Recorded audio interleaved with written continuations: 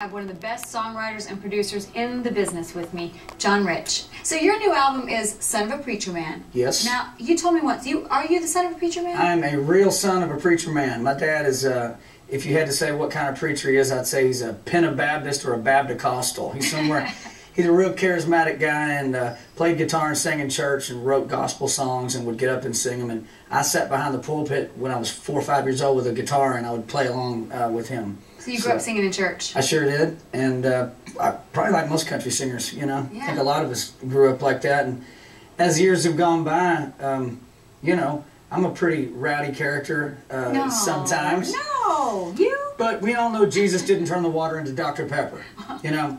So, my dad thinks that's funny, so I can say that. But I grew up, you know, in a real strict house with a lot of rules and a lot of belief in God and country and the things that make, you know, a great American, a great people. And at the same time, I run pretty hard too. So it's an interesting dichotomy of life I've found myself living. It sure is. Well, I think growing up in a small town, I grew up in a small town too, and just those values are so important, and they're taught so early, you know, so that's a great thing. It's important, you know. We wouldn't be sitting here with voices to sing and ability to write songs or anything if God hadn't given us the abilities, you know. Absolutely. But at the same time, I think He wants us to go have fun too, you know. A little bit. Now and then. A little bit, because I went from mugshot to marshal in 90 days flat. You're the marshal of the Christmas parade. I was the grand marshal of the Christmas parade. This is after having a mugshot in the Tennessean.